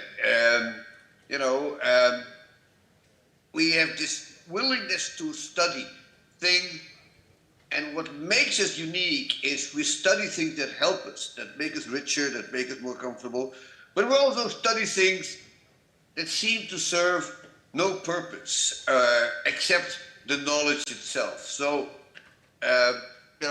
take something about people who study, astrophysics of remote galaxies. I mean, we're never going to get there. They're not going to come here, but we want to know because it's there. The same is true for, medieval poetry, or, the writings of Chinese philosophers at the time of Zhiwu. I mean, we are curious. And that kind of creativity is the hallmark of a highly civilized country. Now, not all of these things will put bread on your table and shoes on your feet. And we need to worry about that too. And I was kind of interested in listening to Zhiwu talking about, the rents in Hong Kong and how that makes life difficult in attracting people. And of course, this tends to be a corollary of your own success. And you might as well complain about the high housing costs in Silicon Valley. I mean, you try to buy a house in Stanford, California, good luck to you. But the reason these houses it's not that the causality runs from housing prices to scientific and technological success. It's the other way around. A lot of people who are well paid, who are successful, who are contributed mightily to the society, tend to want to live together because they want to interact, they want to learn from each other, they want to co-author things and collaborate. And so they want to live together, which is why San Jose and Stanford and everything in between are so incredibly expensive. And you're facing the same thing, I think, in Hong Kong. You have a buoyant, vibrant society which attracts people, and these people all have to live. So, and it's a small space, but the small space is an advantage as well as a cost, because it makes it easier for people to meet, it makes people to get together. I mean, Paul Krugman, in his work on economic geography, made this point in great detail. So you put people together in a fairly small space, and it does have a cost in terms of congestion, in terms of traffic jam, things like that. At the same time, however, the benefits of interacting with one another are enormous. And that is why we see these clusters, which I showed you earlier table. These clusters are very significant in the light of the sort of new geography that has emerged in the last 15 years. And I find that a fascinating event. And of course, the entire region of Hong Kong, including Hong Kong with its score, are benefiting from that. The concern that I have, and that's the same concern I have for Silicon Valley and for the Boston area and so on and so forth, is that these things can be fragile. And they can, with bad policies, they can essentially collapse. And this has happened with the bad policies that I mentioned earlier, in which you become intolerant, you don't allow in immigrants, or as happened in the United States in the recent year, is the government, instead of supporting these things, launches an all-out attack on higher education and research for reasons that have very little to do with progress and much more with the sort of populist instinct on catering to a particular part of the population. That worries me a great deal. And so the fragility of these clusters of success, of which Hong Kong is part, is something you should keep in mind, which you cannot take it for granted. You have to keep working at it, protecting it, and supporting it. Right. So this is, I think, in your lecture and in your comments, you, I think, mentioned a few points. One is that I think you agree with Zhiwu that the whole intellectual innovation, creativity, curiosity of human beings, these are, as a whole, are important. And the second you mentioned is the intensity of idea exchange in the cluster. It's important, and the Silicon Valley, Hong Kong. And then one of the things you've been emphasizing in your lecture is even government policies or even political regimes, whether they are helpful to promoting technology innovation, is left edge, in your term, left edge, which means that it's not very simple, not black and white. It has to be very carefully maintain this balance. So I think with that, I want to turn to Richard and Zhiwu again. On particular institutions supporting sustaining technological innovation, what's your response or comments on that? I think that Zhiwu's next question will be on this point, right? Richard, do you have any comments on this? I think supporting, I don't think I can add very much to what Professor Mokyr has already added, because I think he has pretty said all of it. But I like to pick on one idea that he, don't mean pick, I mean, I would like to highlight one idea that he did not say very much about. And he talked a lot about free market of ideas, people mobility. He talked about institutions, referring largely to political institutions. But there's one idea when it's the, he didn't exactly say that, but it's like social media. Spread out information that breeds echo chambers, extreme views, and a lot of false ideas and knowledge that gets committed to. The world today, this is actually moving at such a rapid speed that it is very difficult to correct it once you get into that downward spiral. And trying to harness that, protect society, to maintain, all those institutions is not easy, because the only power there is actually self-discipline by parents not letting children, or it will be the state who puts a stop to it, right? And by putting a stop to it, you you might also suffocate ideas, because you cannot screen ideas very finely, right? Very carefully. It's very difficult. I mean, you can pick on keywords and stamp it, but then, adjacent to a keyword that has been banned might be a brilliant idea. So it's very difficult to fine-tune it. And particularly, I'd like to talk about this to two episodes, which I hope Professor Mokyr will elaborate on. And that is one, for example, in Hong Kong, we have no access to TikTok. Right? We have access to WeChat, we have access to Instagram, but not to TikTok. The closest place we can get access to TikTok would be Taiwan or Singapore or some place in between, right? Not many places. We are missing out on a lot of ideas. interestingly. Right? We're missing out on a lot of that. So Hong Kong is not all that open. For some reason, TikTok doesn't land in Hong Kong. Don't know why, but maybe there are no representatives here since they don't land. So we missed out on certain things. We look at Gutenberg's printing press when Protestant emerged. That too is another fascinating social media in of its age and spread Protestantism and then led to things like 30 Years' War, among other things. Of course, there were other things that So this is a very powerful tool that feeds back on preventing the Goldilocks, perhaps, or so I like Professor Mokyr to. The one thing I like to point out, based on my own studies, is actually of Hong Kong, because Hong Kong went through massive social unrest in 2019, right? And then I asked my friends what happened. Is that Hong Kong identity, surveys of Hong Kong identity, grew rapidly from 2008 onwards. Actually, Hong Kong identity declined after the 1990s. There was greater identity to China, not to Hong Kong. There were surveys that, do you identify with Hong Kong or do you identify with China?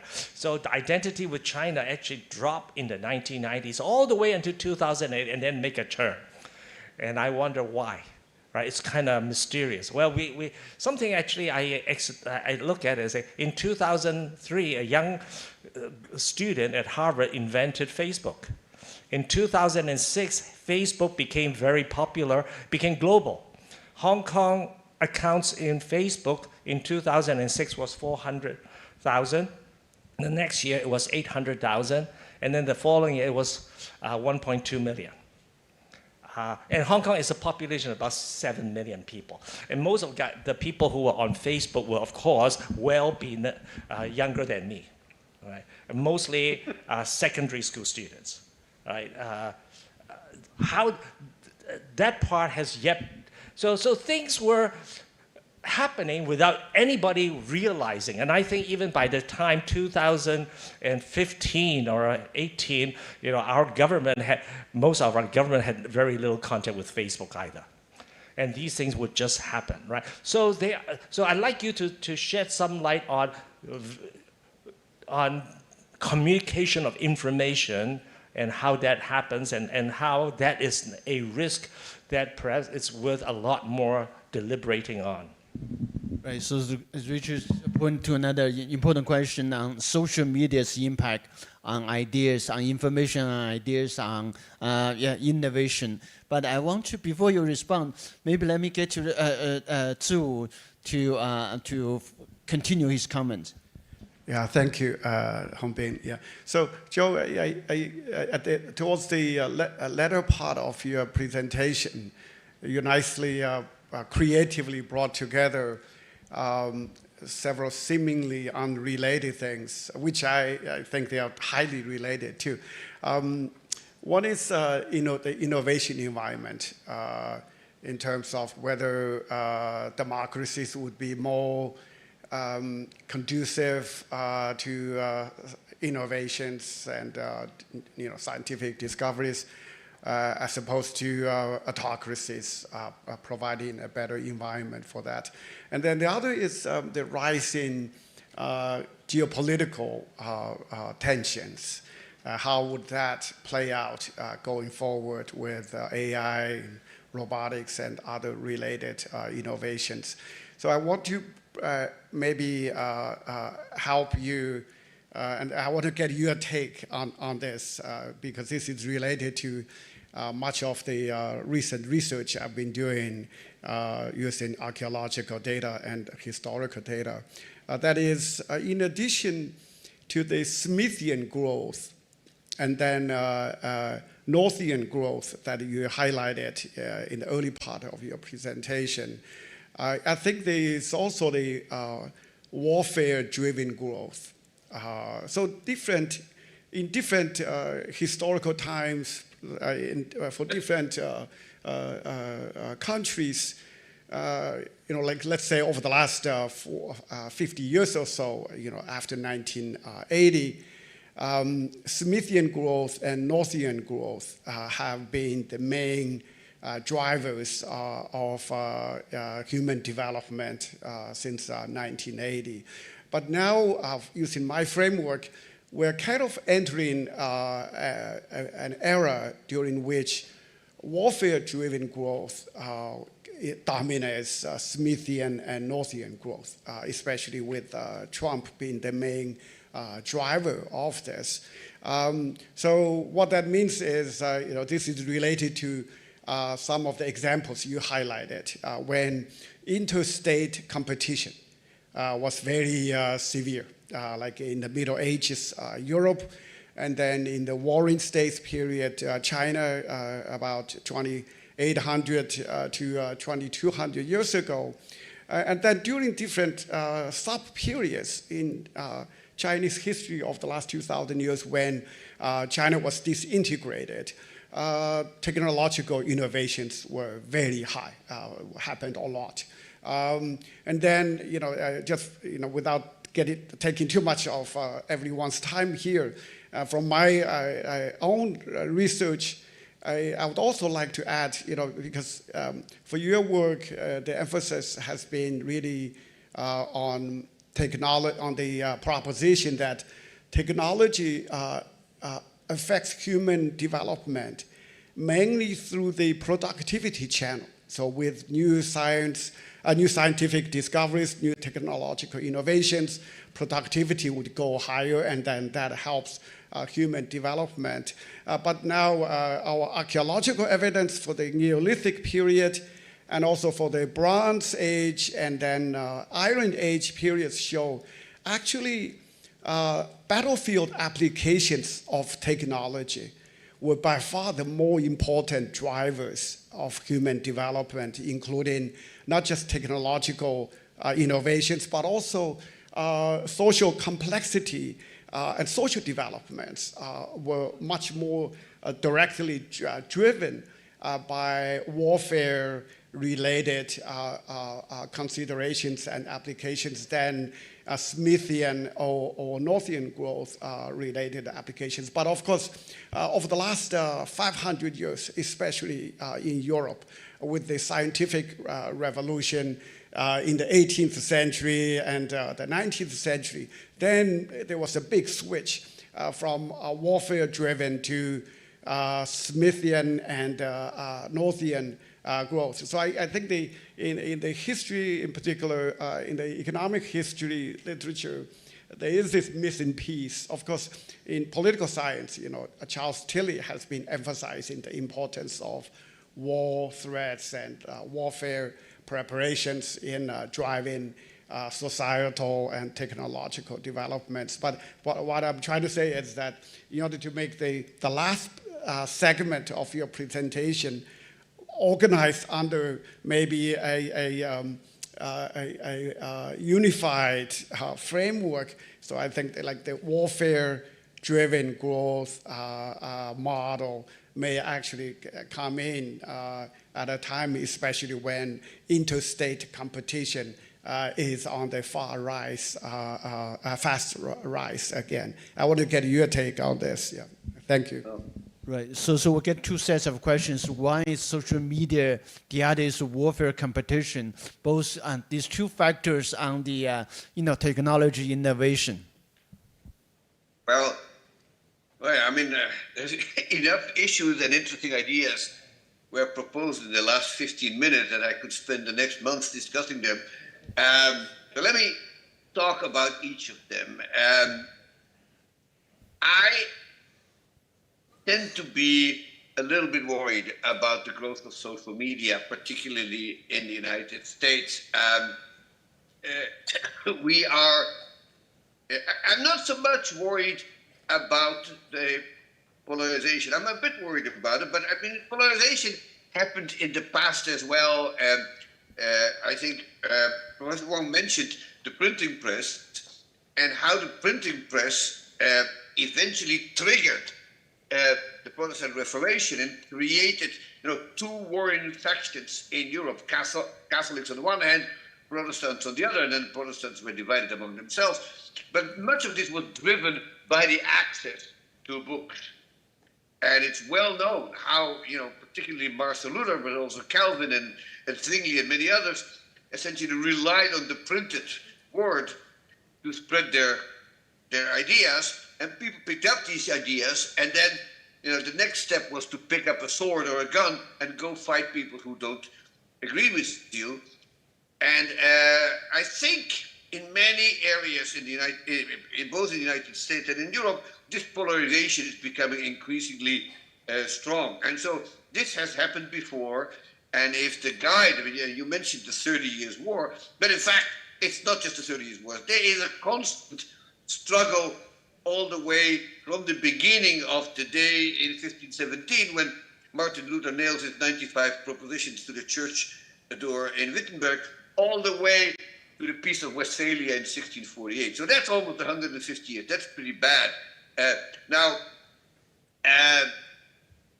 people tend to be have difficulty compromising across big ideological divides. And I think books did this in the 16th century, newspapers did this in the 19th century, and you get very sharp divisions between people, socialists, liberals, conservatives, and so on. And in many cases, these differences lead to very serious civil war. You think about the Spanish Civil War, for instance, and things like that. So there's not that much new under the sun, except that our capabilities of causing damage to one another with modern weapons is much increased. But yes, I am worried about it, and what I see is people live in these echo chambers, and I see myself, what newspapers do I read? What news do I watch on television? What kind of books do I read? And I catch myself, liking books and enjoying books that I agree with far more than books and newspapers that I don't agree with. And so, this is probably a natural human tendency. But if everybody does what I'm doing, then we are going to be living in a much more polarized and maybe combative world. And I don't really like that. And I'm worried about it. But we've been there before and paid the price.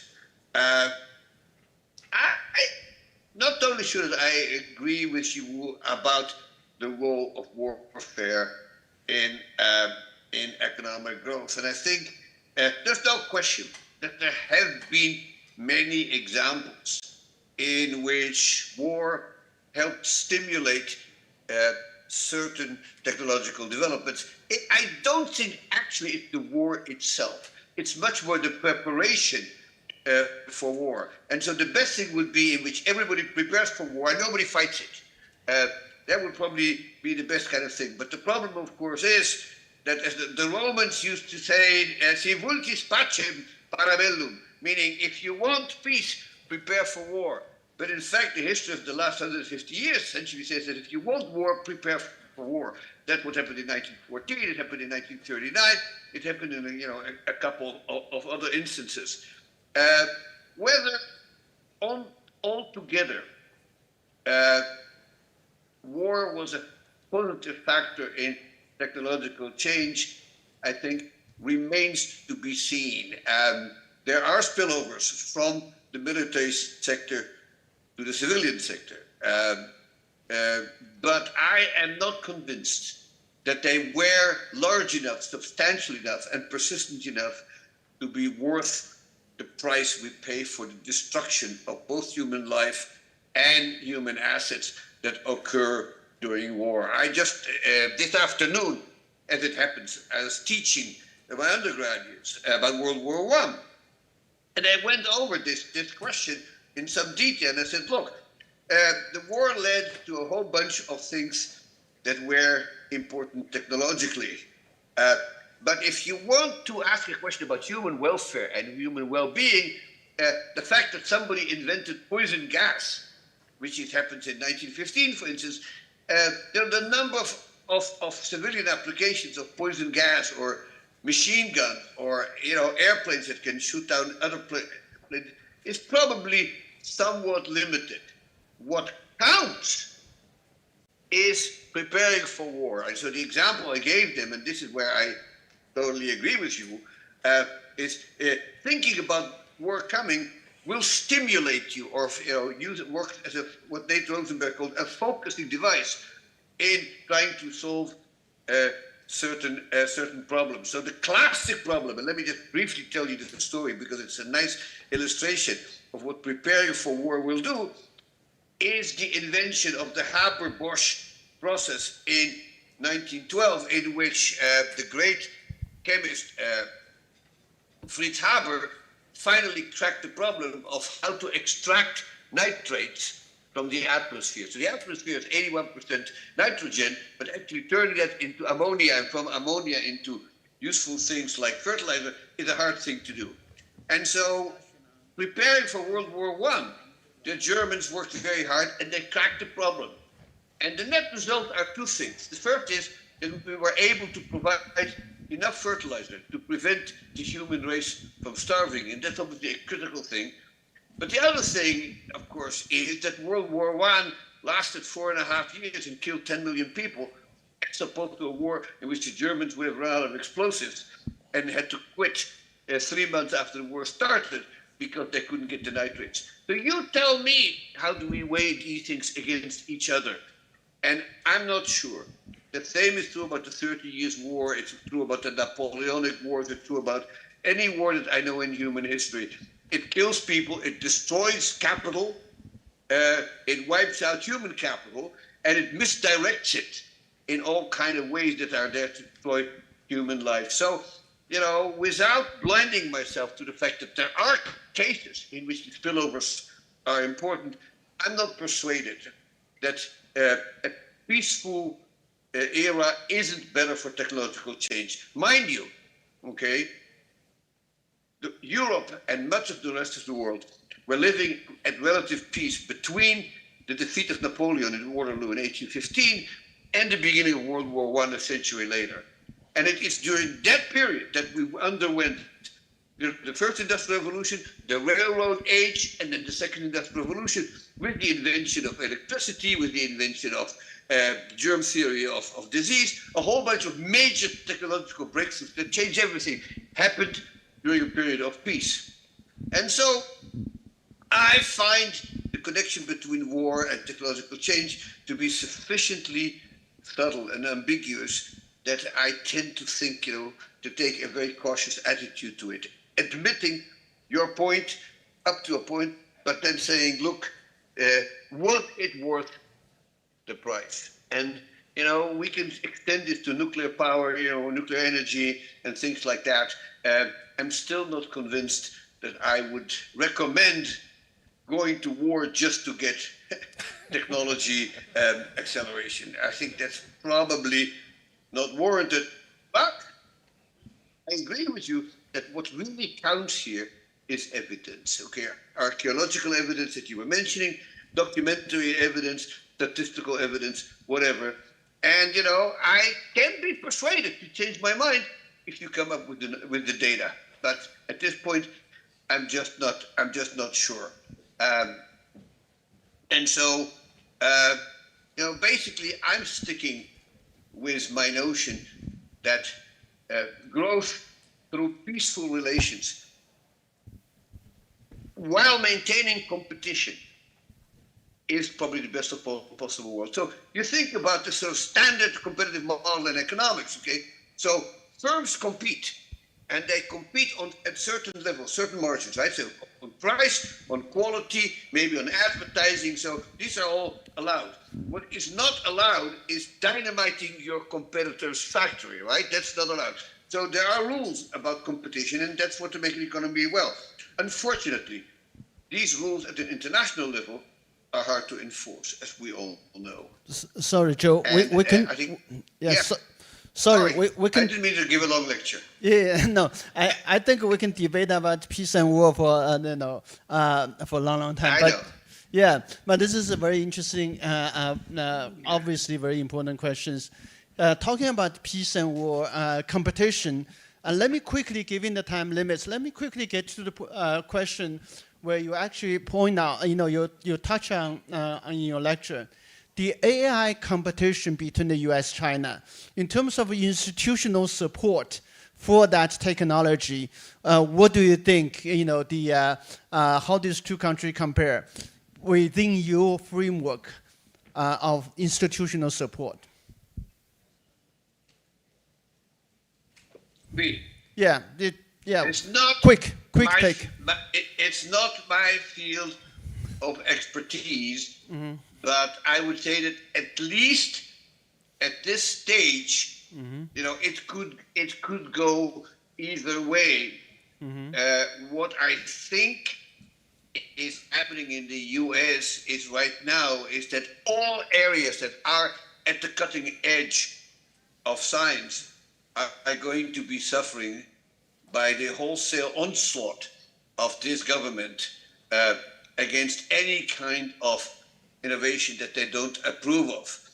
And in that process, I think they're trying to clean house as far as research and academic institutions are concerned, but it's way too radical, way too dramatic, and way, in some sense, it's like, a bull in a china shop. So, for instance, a lot of people agree that cleaning up DEI from universities, may be at least up to a point a desirable thing. But what you got is lots of people working in finance got their grants cancelled because some idiot had the word equity. Any grant that had the word equity in it would be cancelled, which included a lot of people working on finance, comparing equity with bonds, because the word equity means two very different things. Right. And this happens all the time. So you can. So for finance, you can only work on debt, not on equity anymore. Yes, you can work on equity, Right. because they'll cancel your grant because they'll think Right. you're DEI. Right. That kind of thing really will hurt. Now, how long this kind of mindless attitude will continue is very hard to say. But Right. I think there are deeper reasons why this is happening. And in fact, if you look at other populist regimes in the world, particularly, say, when you look at a country like Turkey or Hungary, or in its own way, even the Russian Federation, you see very similar things. And I'm pleading with China, don't fall into this trap, because you will be cutting off the branch on which you're sitting. And if the United States, it cannot, elect a government that is more amenable to cutting-edge science, then they deserve to lose to China. And I will be standing at the sidelines and cheer for China, because eventually, because eventually the United States will get what it deserves. Now, China's record on this is, of course, in recent years been very good. But I will remind you that there were times in Chinese history, including the Cultural Revolution in China, in which China went the other way. Right. We have a changes of institutions over the last 2,000 mistake. years, for sure. Now, this is very good. And I think this is an excellent point. Let's turn to Hong Kong, because we are really, based in Hong Kong. Hong Kong is home. I think you did some injustice to Hong Kong when you presented the ranking of the university in mainland China. Hong Kong, you should be somewhere on top of there. But anyway, when you said I didn't make those rankings. I just cited them. next time choose another ranking which we can provide. But the very early on you said you love Hong Kong. This is a great city. There's another reason you should love Hong Kong. Like less than a year, slightly over a year ago, December 24, you were visiting Hong Kong U. At that time, we knew that you would get Nobel Prize, but didn't know you would get so soon. So this is gonna be the lucky city for future Nobel Prize winners. So tell your friends, ask them to come to visit. But on the future of Hong Kong economy, Richard actually raised the early question about Hong Kong becoming this hub for ideas, for intellectuals, for scientific discovery. Without much time left, any quick suggestion advice for Hong Kong in terms of transforming, becoming knowledge-based, innovation-driven economy? One advice. Continue the strong support that the Hong Kong government is giving both to institutions of higher education and to institutions of pure research. Without telling them what to research, without telling them, we want your opinion to support our view, okay? That's Stalinism. You don't want that. You want to say, look, go and get the best people that you can find, give them the resources they need to do research, and see what happens. And some proportion will be wasted. That's inevitable, and a small percentage will actually hit the jackpot. That's success. My friend Philippe Baglione, who shared the prize with me, was standing in front of an audience. I don't know if you guys saw that. And he was saying, the most important thing is you should fail a lot. He said, if you're going to make progress, I want you to fail, he says, because if you fail enough times, that means you're trying new things. And most will not work. But a few of them will, and that's what counts. And so I encourage you, take risks and spend money. So I think this is a very good advice for the annual budget plan for Hong Kong, the financial secretary. Take risk, spend money on Hong Kong U, and then tolerate people, scholars like Zhiwu, right? So Richard as provost will get lots of money, and then Zhiwu will get a lot of tolerance and freedom. Then Hong Kong will prosper. Thank you very much, Joe. I think this is wonderful. This is so insightful, interesting. We certainly hope to see you soon in person. If the situation in the U.S. really become even worse, come into this hub. Much warmer, right? Much warmer, much nicer. Look at this crowd. Thank you so very much. Good evening. Yeah. Thank you so much. Have a wonderful conference, and thanks for inviting me. I had an absolute ball. And if I said something that annoyed somebody, that means I did my job. The only one you can upset is Zhiwu. So he's going to debate you in the future occasion. Right. I'm looking forward to it. All right. Thank you so much. Also, thank Richard and Zhiwu for the wonderful comments and discussion. Thank you both. Yeah, thank you. Thank you so much. All right. Thank you very much. Bye.